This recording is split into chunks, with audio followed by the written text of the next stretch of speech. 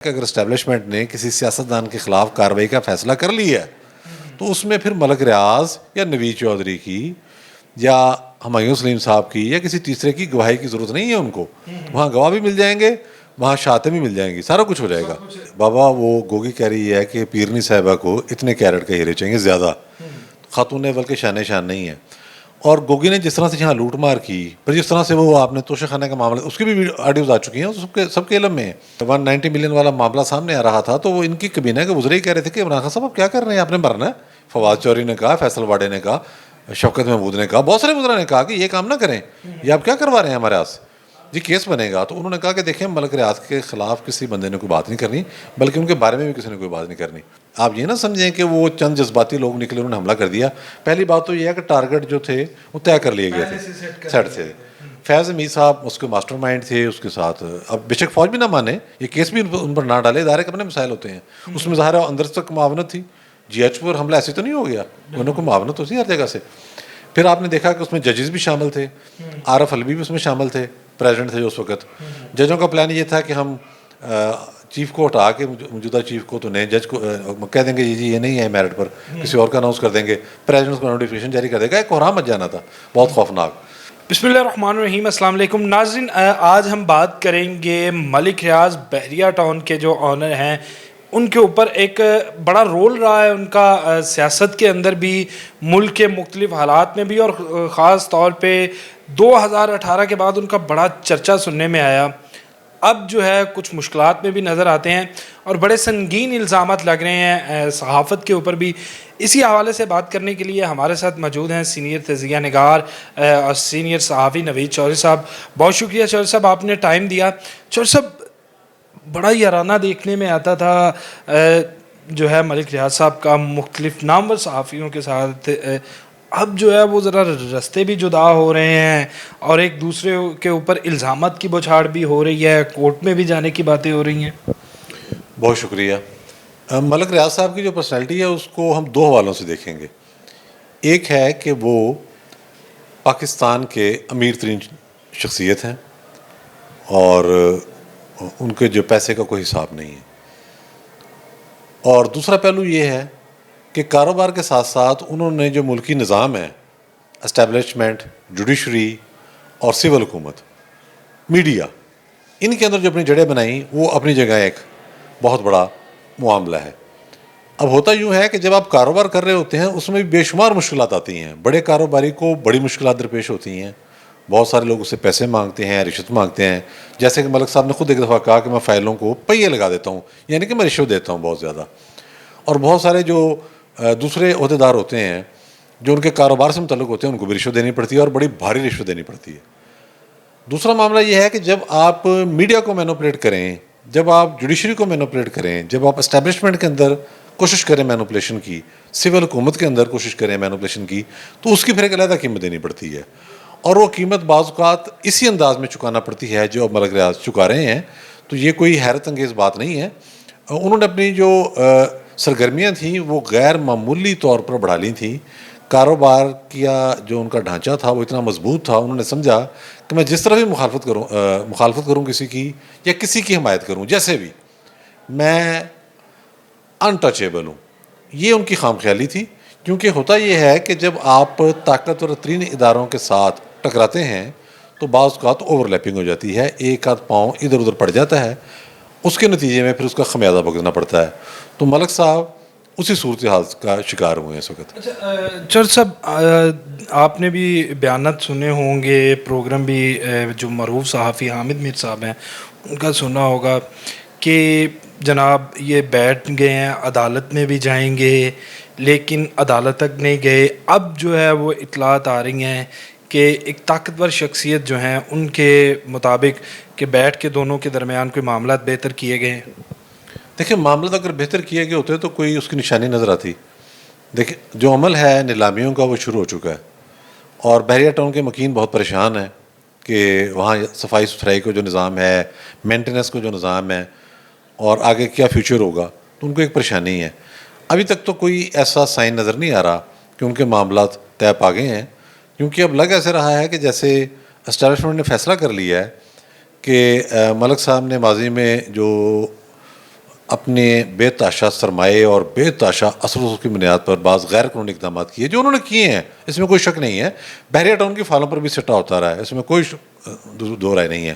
زمینوں پر قبضے ہوئے ہیں، قتل بھی ہوئے ہیں. جو بھی ہاؤسنگ سوسائٹی بناتا ہے اس کو یہ ان ساری چیزوں کے ساتھ چلنا پڑتا ہے. ججوں کو مینیج کرنا پڑتا ہے، پولیس کو مینیج کرنا پڑتا ہے، اسٹیبلشمنٹ کو مینیج کرنا پڑتا ہے.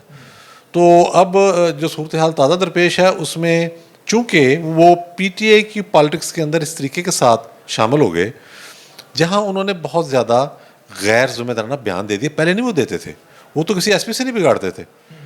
مجھے اتفاق ہے کہ میں نے ان کے ساتھ کام کیا ہوا ہے. جب میں جنگ راولپنڈی میں تھا تو ملک صاحب نے مجھے گھر بلایا اور انہوں نے کہا میں نے لاہور سے اخبار نکالنا ہے، اور اتفاق ایسا ہے کہ میں لاہور آنا چاہ رہا تھا واپس. تو مجھے انہوں نے ایڈیٹر بنا کے لاہور بھیج دیا، اور میرے ظاہر ہے جو میں نے ڈیمانڈ کی تھی پیسوں کی، گاڑی کی، وہ سب کچھ انہوں نے پورا کر دیا. کچھ ان کو تو کچھ ایشو ہی نہیں تھا. تو وہ بڑے محتاط تھے.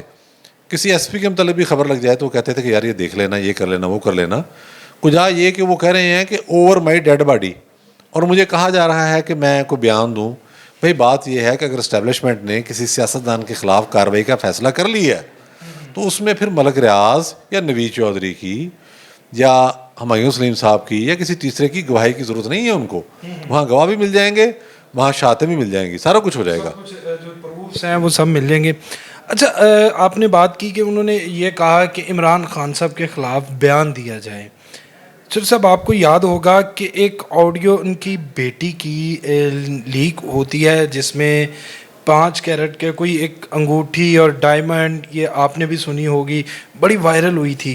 تو پھر اگر ایسا تصور کر لیا جائے کہ ان سے بیان کی ڈیمانڈ کی گئی تو پھر کوئی مضاحکہ تو نہیں تھا، ایک آڈیو بھی لیک ہو گئی.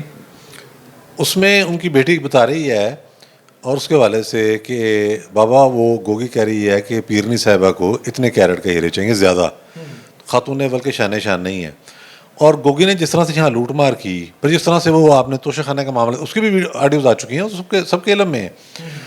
بیان لینا ملک ریاض صاحب سے اگر فوج کو مقصود ہوتا صرف تو شاید بیان وہ دے بھی دیتے. معاملات اس سے آگے ہیں، چونکہ وہ میں نے جیسے عرض کیا کہ پی ٹی اے کی سیاست کے اندر کچھ زیادہ داخل ہو گئے. وہ کسی سیاسی پارٹی سے ان کا کوئی تعلق نہیں ہے. لیکن ملک ریاض صاحب کے لیے عمران خان صاحب جو کسی کو کھانا کھلانے کے روادار نہیں ہے، سلیم صافی صاحب بتاتے ہیں کہ کنفرم اطلاع ہے ان کی. کہتے ایک روز مجھے اطلاع ملی، کوئی دوست گئے ہوئے تھے بنی گالہ، تو وہاں بڑے اچھے پیمانے پر کھانا تیار ہو رہا تھا. وہ حیران ہوئے کہ یہ کھانا اتنا بڑا کس لیے کہ میں تیاری شاری ہو رہی ہے ساری. تو انہوں نے بتایا کہ ملک ریاض صاحب کو عمران خان صاحب نے کھانے پر بلایا ہوا ہے. تو سلیم صاحب حیران پریشان رہ گئے. عمران خان صاحب تو خود باہر سے کسی دوست سے منگواتے تھے، جہانگیر ترین سے، یعنی یہ نون لیگ کے طارق فضل چودھری ہیں، کچی سبزیاں وہاں سے آ گئیں، مرغی اور گوشت وہاں سے آ گئے دیسی، اس طرح سے سارے کام کرتے تھے. تو ملک ریاض کے لیے فرفتہ تھے. اور یہ چیز بھی ریکارڈ پر ہے کہ جب 190 ملین والا معاملہ سامنے آ رہا تھا تو وہ ان کی کابینہ کے وزراء ہی کہہ رہے تھے کہ عمران خان صاحب آپ کیا کر رہے ہیں، آپ نے مرنا ہے. فواد چوہدری نے کہا، فیصل واڈے نے کہا، شوکت محمود نے کہا، بہت سارے وزراء نے کہا کہ یہ کام نہ کریں، یہ آپ کیا کروا رہے ہیں ہمارے ہاتھ سے، جی کیس بنے گا. تو انہوں نے کہا کہ دیکھیں ملک ریاض کے خلاف کسی بندے نے کوئی بات نہیں کرنی، بلکہ ان کے بارے میں بھی کسی نے کوئی بات نہیں کرنی. اب بات یہ ہے کہ اس کے بعد بہت سارے ایونٹس ہوئے ہیں جس میں آپ کبھی اس بات کو نظر انداز نہ کریں کہ 9 مئی بھی ہوا ہے. 9 مئی پاکستان میں بغاوت کی ایک کوشش تھی جس کی ماضی میں مثال نہیں ملتی، فوجی تنصیبات پر حملے کرنا. اچھا، اس کے لیے پھر فنڈنگ بھی چاہیے. آپ یہ نہ سمجھیں کہ وہ چند جذباتی لوگ نکلے انہوں نے حملہ کر دیا. پہلی بات تو یہ ہے کہ ٹارگٹ جو تھے وہ طے کر لیے گئے تھے، سیٹ تھے. فیض امید صاحب اس کے ماسٹر مائنڈ تھے اس کے ساتھ. اب بے شک فوج بھی نہ مانے، یہ کیس بھی ان پر نہ ڈالے، ادارے کے اپنے مسائل ہوتے ہیں. اس میں ظاہر ہے اندر تک معاونت تھی. جی ایچ پر حملہ ایسے تو نہیں ہو گیا، انہوں کو معاونت ہوتی ہے ہر جگہ سے. پھر آپ نے دیکھا کہ اس میں ججز بھی شامل تھے، عارف الوی بھی اس میں شامل تھے، پریزیڈنٹ تھے جو اس وقت. ججوں کا پلان یہ تھا کہ ہم چیف کو ہٹا کے موجودہ چیف کو تو نئے جج کو کہہ دیں گے جی یہ نہیں ہے میرٹ پر، کسی اور کا اناؤنس کر دیں گے، پریزیڈنٹ کو نوٹیفکیشن جاری کر دے گا. ایک کوہرام مچ جانا تھا بہت خوفناک. اس میں پھر پیسے بڑے خرچ ہوتے ہیں. جب آپ احتجاج کرتے ہیں اور پلان کر کے کرتے ہیں کہ اسی جگہ جانا ہے، ایسے جانا ہے، بندے ایسے اکٹھے کرنے ہیں، سرمایہ بڑے وسیع پیمانے پر صرف ہوتا ہے. اب ہمیں نہیں علم کہ اس حوالے سے ملک صاحب نے کتنی ان کو ڈونیشن دی تھی، لیکن 2014 کے دھرنے تو انہوں نے کرائے تھے، وہاں تو خرچہ بہت زیادہ تھا. اچھا چودھری صاحب، اگر ماضی دیکھیں ملک صاحب کا تو حکومتوں کو بنانے میں، بگاڑنے میں، یا آپ کہہ لیں کہ گرانے میں، جو ہم عام ورڈ استعمال کرتے ہیں، تو بڑا ہاتھ رہا. تب کیوں ملک صاحب کے اوپر اس طرح کی کوئی آپ کہہ لیں کہ سختیاں نہیں آئیں؟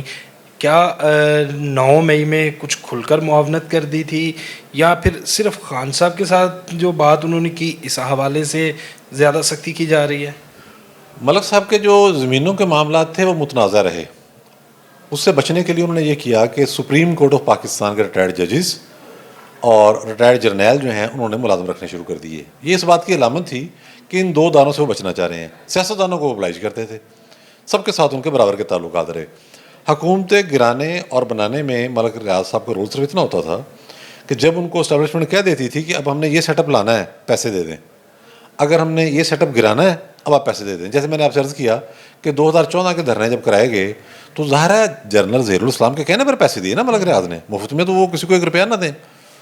یہ لنگر خانے جو ہوتے ہیں یہ بھی ایک دیکھیں نا, یہ جو دسترخوان وغیرہ یا جو علاج کراتے ہیں لوگوں کا, اچھی بات ہے, یہ بنیادی طور پر اس میں ٹیکس غائب کرنا ہوتا ہے انہوں نے, یہ بلیک منی وائٹ کرنی ہوتی ہے, یہ تو اندر کی گیم ہے نا. چلیں یہ ایک دوسرا ٹاپک ہے.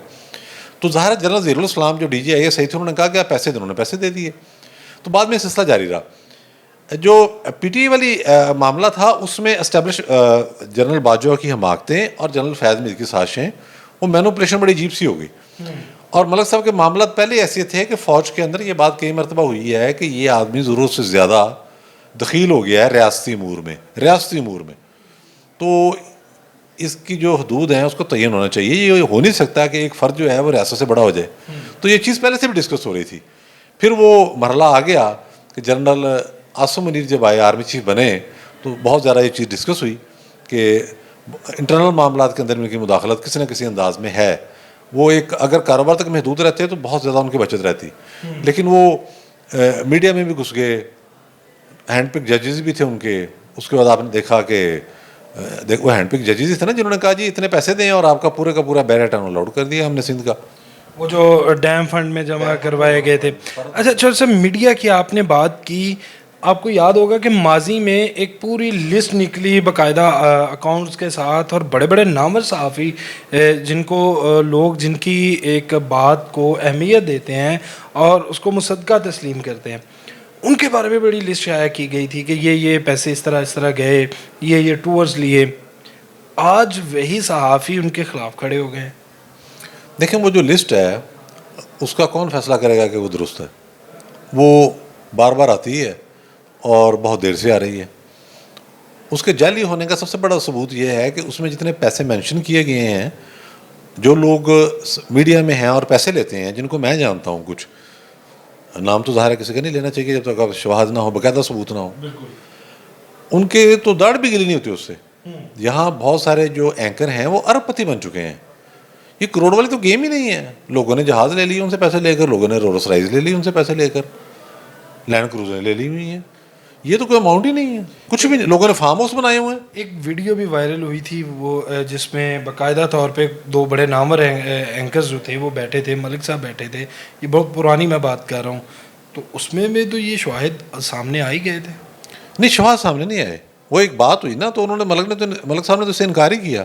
لیکن یہ کہہ دینا کہ ملک صاحب نے پیسے نہیں دیے, یہ بانٹے نہیں ہیں, انہوں نے اینکروں کو بھی پیسے بانٹے ہیں, بے تاشا بانٹے ہیں, مالکان کو بھی خوب کھلایا ہے, دونوں طرف کام کیا. اور یہ جو اماؤنٹیں دی ہیں وہ بہت بڑی دی ہیں. جو جس اینکر کو اندازہ تھا کہ ملک صاحب سے میں اتنے پیسے اینٹ سکتا ہوں, اس نے اتنے ہی اینٹے ہیں. ان کے لیے کون سا مسئلہ تھا؟ پورے کے پورے فارم ہاؤس لوگوں نے دیے ہیں. آج کل ایک اینکر ہیں جو بڑا اس حوالے سے گفتگو کر رہے ہیں, کافی سارے ادارے انہوں نے بدلے ہوئے ہیں اور اسٹیبلشمنٹ کے بھی قریب ہیں, وہ بلا شبہ ارب پتی ہیں. ان کے تو کئی کاروبار چل رہے ہیں. اچھا, یہاں تو یہ ہے کہ کئی ڈیجیٹل میڈیا چینل ایسے بنے ہوئے ہیں جہاں لوگوں کی تنخواہ 25 لاکھ 30 لاکھ ہے, رپورٹر کی تنخواہ 10 لاکھ ہے, وہ بھی کسی ایسے ہی صحافی کے نام پر ہے, اینکر کے نام پر ہے. تو پیسے بہت زیادہ انہوں نے بانٹے ہیں. یہ جو لسٹ ہے یہ ایسی کسی نے بنائی ہے وش لسٹ کے, یار فلاں کے کھاتے میں اتنا ڈال دو, فلاں کے کھاتے میں اتنا, لوگ مان جائیں گے. بہت زیادہ اس سے بڑھ کر پیسے لیے گئے ہیں. اچھا چور صاحب, ایک طرف تو ملک ریاض صاحب کے اوپر سختیاں جاری ہیں, لیکن ان کی جو سوسائٹیز ہیں, بحریہ ٹاؤن ہے, دوسرے پروجیکٹس ہیں, ان لوگوں میں, ان رہائشیوں میں بڑی تشویش پائی جا رہی ہے. پھر بلا شعبہ اس سوسائٹیز کے ساتھ ہزاروں لوگوں کا روزگار وابستہ ہے, وہ بھی بڑے خطرے میں ہے. یہ چیز دیکھنی ہوگی اسٹیبلشمنٹ کو, ریاست پاکستان کو, کہ اگر ملک ریاض صاحب کے خلاف مکمل کارروائی ہوتی ہے فل فلیج, تو اس کے نتیجے میں بحریہ ٹاؤن کے جو مکین ہیں یا جنہوں نے وہاں انویسٹ کیا ہوا ہے ان کے مفادات کا تحفظ کیسے ہوگا، یہ آئینی ذمہ داری بھی ہے، کس طریقے سے اس کو آپ نے ٹیکل کرنا ہے اور لے کے چلنا ہے، یہ ہاتھ ڈالنے سے پہلے انتظام کرنا چاہیے۔ اور جہاں تک لوگوں کے روزگار کی بات ہے اس حوالے سے بھی فوج کو چاہیے کہ سوچے کہ 50,000 بندہ وہاں ملازم ہے، کس طریقے کے ساتھ ان کو ساتھ لے کے چلنا ہے۔ کام تو وہاں ہوتا رہے گا نا، زمین تو موجود ہے، مکانات موجود ہیں، بڑے زبردست بنے ہوئے ہیں، بڑا ایک جدت لائے ہیں ہاؤسنگ سیکٹر میں ملک ریاض صاحب، وہ ان کی جو ایک ہاؤسنگ کے حوالے سے خدمات ہیں وہ اپنی جگہ موجود ہیں، اب ساتھ میں جو وہ غیر قانونی کام کرتے ہیں وہ اپنی جگہ موجود ہیں، تو اس میں جو عام آدمی کا یا جس کا رزق لاگ لگا ہوا ہے جو انویسٹر ہے وہاں پر، اس کے انٹرسٹ کو محفوظ بنانا بڑا ضروری ہے۔ یہ جو تشویش بحریہ ٹاؤن کے رہائشیوں میں یا بحریہ ٹاؤن کے انویسٹرز میں یا بحریہ ٹاؤن کے ملازمین میں پائی جا رہی ہے، اس میں ہم بھی برابر کے شریک ہیں ان کے ساتھ۔ ہم نہیں چاہتے کہ کسی شہری کا مال جو ہے وہ ضائع ہو یا کسی کی نوکری جائے، اس حوالے سے پلان ہونا چاہیے۔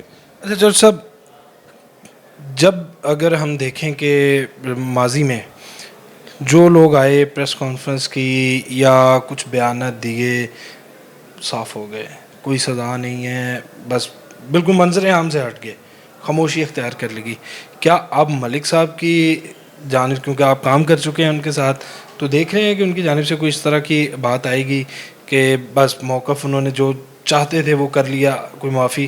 دیکھیں جو تازہ بیان انہوں نے جاری کیا ہے وہ اس میں انہوں نے یہ کہا ہے کہ میں ہر طرح سے سرنڈر کرتا ہوں اور میں آپ کے ساتھ بیٹھ کر جو پیسوں کا لین دین ہے جو میں نے غیر قانونی کام کیے ہوئے ہیں اس حوالے سے بھی ایڈجسٹمنٹ کرنے کو تیار ہوں، تو انہوں نے تو سرنڈر کر دیا، ان کا تو ایشو یہ اب نہیں ہے۔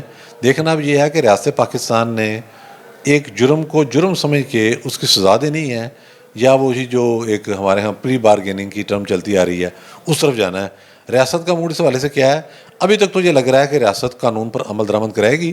ملک صاحب کو یہ سوچنا چاہیے کہ انہوں نے جن لوگوں کو ملازم رکھا ہوا ہے جو میڈیا کے لوگ ہیں، جو ان کو مشورے دیتے رہے کہ ملک صاحب ڈٹ جائیں، ملک صاحب یہ بیان جاری کر، اچھا وہ جو ٹویٹ ہے ان کے وہ بھی ایک صحافی لکھ رہے ہیں جنہوں نے ان کا اتنا مال کھایا ہے، وہ بھی اربپتی ہیں، بہت عرصے سے اربپتی ہیں اور ان کے ساتھ ہی ہوتے ہیں دبئی میں اس وقت۔ انہوں نے بھی ملک صاحب کو گمراہ کرنے میں، جتنا مرضی بندہ سیانا ہو اپنی فیلڈ میں ہوتا ہے نا جی، باہر کئی مسائل ہوتے ہیں، تو ان لوگوں نے بھی ان کو گمراہ کیا۔ وہ جنرل فیض کے گروپ سے وابستہ تھے اور جنہیں ہم کہتے ہیں ٹاؤ ٹینکر، سیدھی سی بات ہے، انہوں نے بھی ملک ریاض کو گمراہ کیا اور اس گردہ میں پھنسا دیا۔ تو ابھی تک تو ریاست کا موڈ ان کو معافی دینے کا نہیں ہے، وہ تو قانون پر عمل درآمد کرانے کے لیے تلی ہوئی ہے۔ سر صاحب آخری سوال، ایسے صحافی جن کا بھی آپ نے نام لیا کہ ٹاؤٹ صحافی، یہ پوری صحافت کے اوپر ایک بدنامی کا ایک کلنک نہیں لگا جاتے؟ اپنی لالچ کے لیے اس مقدس جو ایک صحافت ہے، ایک مقدس فریضہ ہے، اس کو بدنام کر جاتے ہیں؟